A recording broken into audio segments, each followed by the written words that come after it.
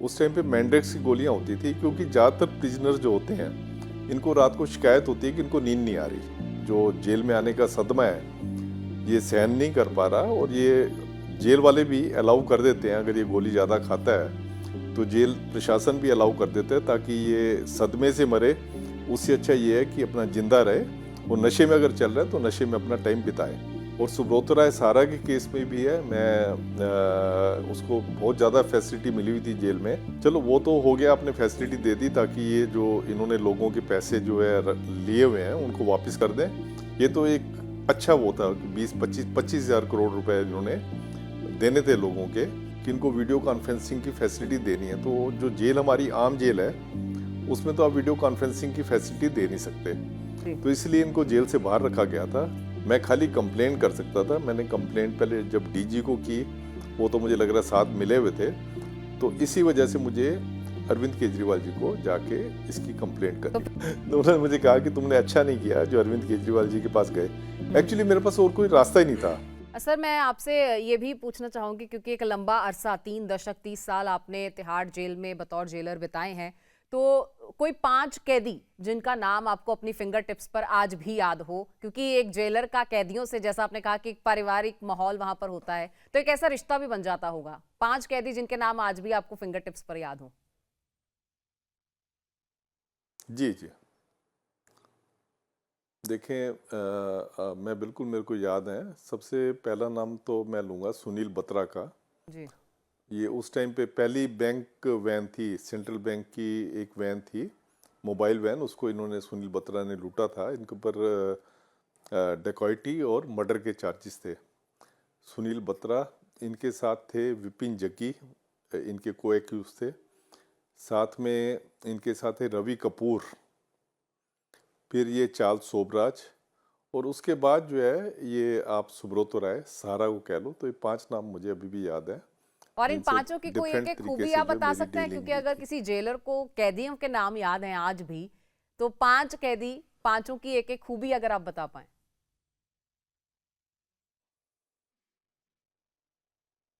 हाँ देखिए, जैसे सुनील बत्रा का अगर मैं कहूँ, तो सुनील बत्रा को एक ह्यूमन राइट एक्टिविस्ट भी कह सकते हैं। जैसे चार्ल्स सोबराज है, इसको भी ह्यूमन राइट एक्टिविस्ट कह सकते हैं। सुनील बत्रा के केस में जितनी भी रिफॉर्म्स की बात हुई हैं, जितनी रिफॉर्म्स आजकल चल रही हैं, ये सब बातें सन 1980 में सुप्रीम कोर्ट ने सुनील बत्रा के केस में कही थी। जो सुनील बत्रा के केस में कहा था, तो वही चार्ल्स सोबराज के केस में उन्होंने रिपीट कर दिया था। प्लस चार्ल्स सोबराज के केस में और सुनील बत्रा के केस में ये भी कहा था।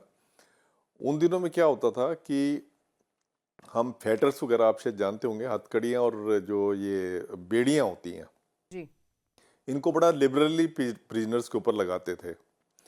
तो सुप्रीम कोर्ट ने इनकी पेटिशन के ऊपर, सुनील बत्रा और चार्ल्स सोबराज की पेटिशन पे उन्होंने कहा कि आप फेटर्स जो है किसी प्रिजनर के ऊपर नहीं लगाएंगे, खासकर बार फेटर्स जो होती हैं किसी प्रिजनर को नहीं लगाएंगे जब तक आप उसमें जुडिशियल अप्रेजल नहीं लेते। तो इसलिए सुनील बत्रा और चार्ल्स सोबराज को तो ये हो गया कि इन्होंने प्रिजन रिफॉर्म्स में इनका काफ़ी ज़्यादा कंट्रीब्यूशन था। और यही बात फिर इनके मैंने जो बारे में रवि आपके दिल कपूर को का नाम छूती है लिया, क्या, या फिर रवि आपका कपूर एक भी पर्सनल सुनील कनेक्ट बत्रा का कुछ का। और कारण रहा?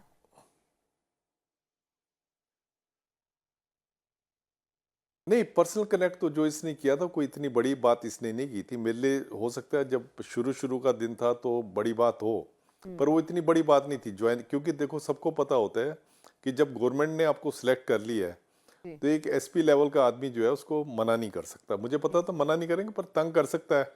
तो तंग वो कर रहा था, तो धीरे धीरे मेल्ट डाउन हुआ और ये इन्होंने जाके ज्वाइनिंग, क्योंकि हमारे यहाँ जो टाइपिंग का काम होते हैं वो प्रिजनर्स ही ज़्यादा करते हैं।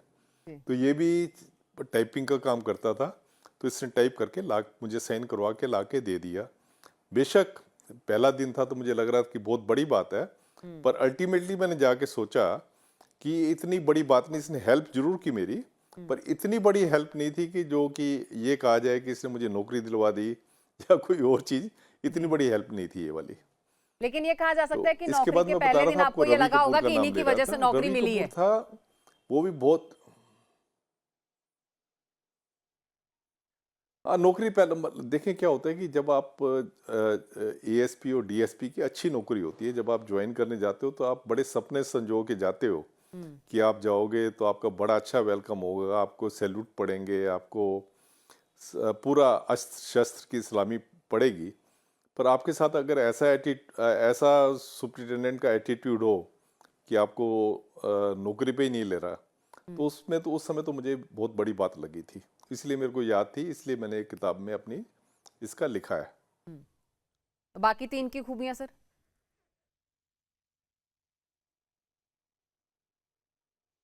हाँ, बाकी एक रवि कपूर थे, वो भी सुनील बत्रा के जो है वो को एक्यूज थे।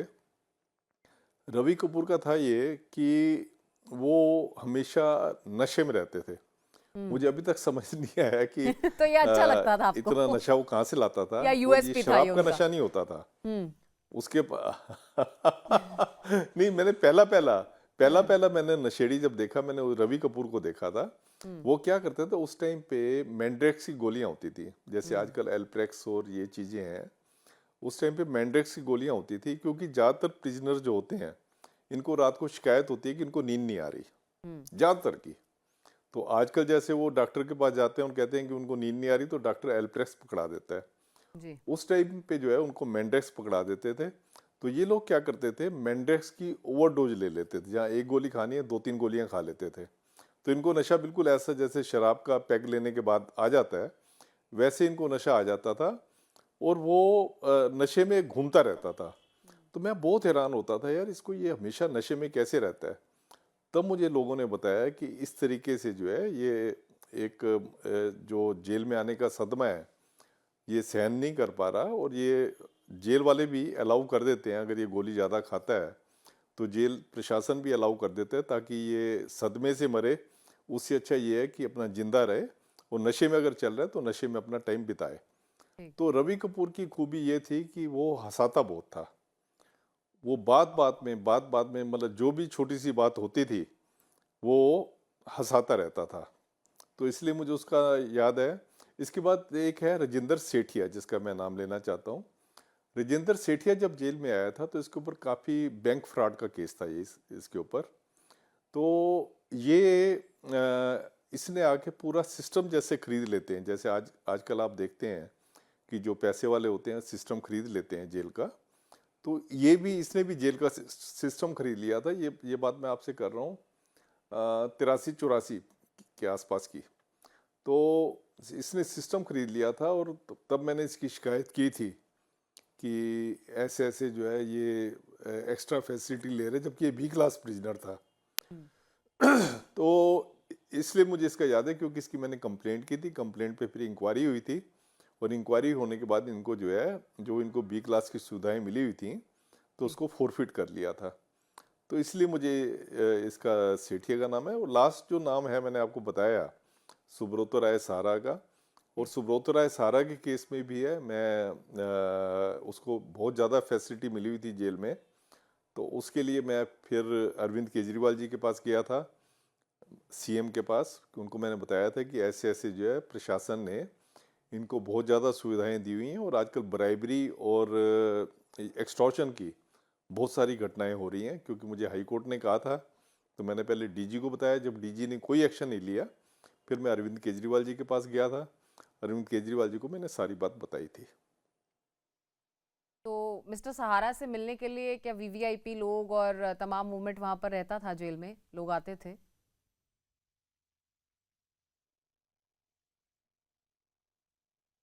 इनको क्या था, मिलने वाले तो इनको बहुत लोग आते थे। इनके लिए सबसे बड़ी बात ये थी कि इनको जेल से बाहर रखा हुआ था। एक हमने कोर्ट कम्प्लेक्स बनाया था जो कि पूरा एसी था। उसके एसी कमरे में जो है ये रहते थे, और एक जो जज का चैम्बर होता था उसमें ये सोते थे। हम्म।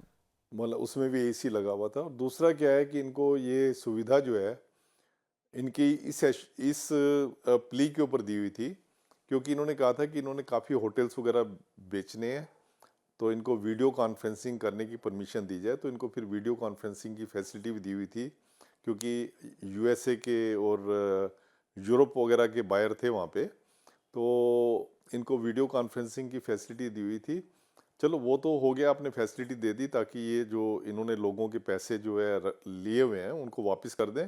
ये तो एक अच्छा वो था कि 20-25 करोड़ रुपए इन्होंने देने थे लोगों के, और सुप्रीम कोर्ट ने कहा था कि किसी तरीके से भी, क्योंकि जेल में रख के तो इसका कोई फायदा नहीं है, अगर ये पैसे दे सकते हैं तो पैसे दें। इन्होंने 25,000 करोड़ के करीब जो है इन्होंने दिए भी थे। लेकिन ये जो सुविधाएं हैं, उसके ये अलावा किसी कैदी को मिलना या किसी ऐसे क्या शख्स था को मिलना जो कि जेल में किसी चीज की सजा भुगत रहा है, क्या ये कोर्ट की तरफ से अप्रूव्ड था या ये जेल अथॉरिटी के एवज पर दिया गया था, किसकी मर्जी से दिया गया था? क्योंकि आप जैसे कह रहे हैं कि आप भी उसके खिलाफ थे, आपको भी बहुत चीज वो गवारा नहीं थी।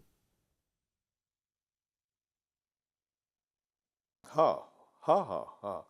उसमें क्या था कि देखें, जो सुविधाएं जो सुप्रीम कोर्ट ने कहा था कि इनको वीडियो कॉन्फ्रेंसिंग की फैसिलिटी देनी है, तो जो जेल हमारी आम जेल है उसमें तो आप वीडियो कॉन्फ्रेंसिंग की फैसिलिटी दे नहीं सकते, जी। तो इसलिए इनको जेल से बाहर रखा गया था। यहाँ तक तो बिल्कुल ठीक है, पर फिर मैंने देखा कि एक तो जो भी इनको मिलने वाले आ रहे थे, कोई उनके ऊपर रिस्ट्रिक्शन नहीं थी, जो मर्जी इनको मिलने वाला आ रहा है उसको मिलने दे रहे हैं। और दूसरा क्या था कि इनके पास एयर होस्टेस, इनकी तब सारा एयरलाइन होती थी, जी। एयर होस्टेसेस वहाँ पे आती थी, और मैंने खुद देखा है कि इनको शराब की बोतलें वगैरह इनके यहाँ वहाँ पे इनके पास रखे हुए, जो कि क्योंकि मैं एक लीगल एडवाइज़र था तो मैं तो उसमें इंटरफेयर नहीं कर सकता था, मैं खाली कंप्लेंट कर सकता था। मैंने कंप्लेंट पहले जब डीजी को की, वो तो मुझे लग रहा है साथ मिले हुए थे, तो इसी वजह से मुझे अरविंद केजरीवाल जी को जाके इसकी कंप्लेंट तो करनी फिर पड़ी। कोई एक्शन हुआ?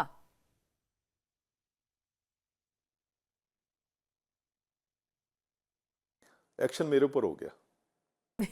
क्या एक्शन हुआ आपके ऊपर?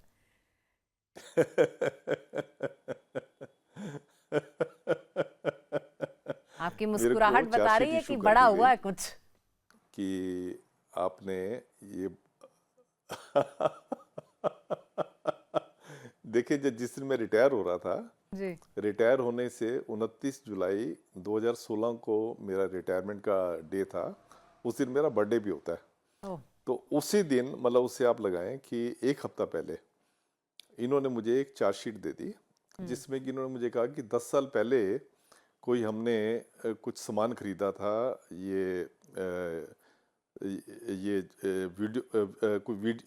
कॉन्फ्रेंसिंग की फैसिलिटी होती हैं, जिसमें कि स्क्रीन और प्रोजेक्टर था, वो जो हमने खरीदा था, वो मैंने नहीं खरीदा था, जी। खरीदा डीजी ने था, अपने राइटिंग में उसने लिख के दिया था, और डीजी ने ही उसको खरीदा। पर इन्होंने मुझे चार्जशीट ये दी कि आपने उनको, डीजी को एडवाइस क्यों नहीं किया कि इसके लिए फला फला डिपार्टमेंट की भी परमिशन होनी जरूरी है।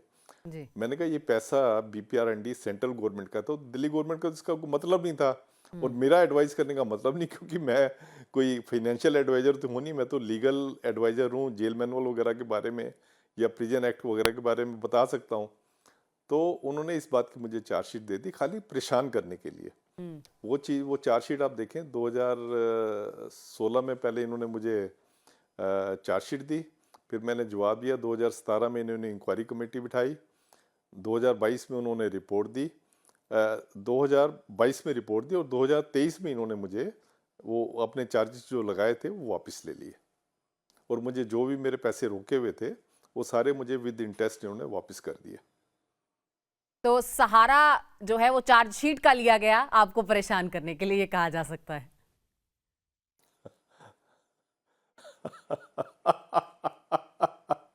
बिल्कुल बिल्कुल बिल्कुल, सारा चार्जशीट का लिया गया। आपकी दोस्ती मतलब की भी मुझे, एक। क्योंकि जी। तब हमारा जो डीजी थे उन्होंने कह दिया था कि तुमने अच्छी तो उन्होंने मुझे कहा कि तुमने अच्छा नहीं किया जो अरविंद केजरीवाल जी के पास गए।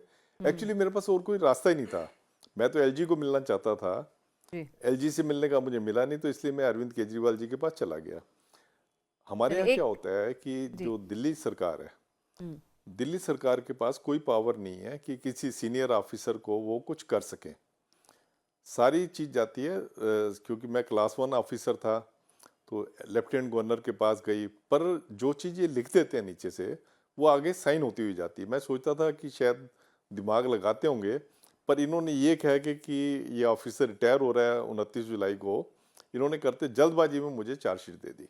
न्यूज नेशन अब व्हाट्सएप पर खबरों के ताजा अपडेट के लिए न्यूज नेशन के इस क्यूआर कोड को स्कैन करें।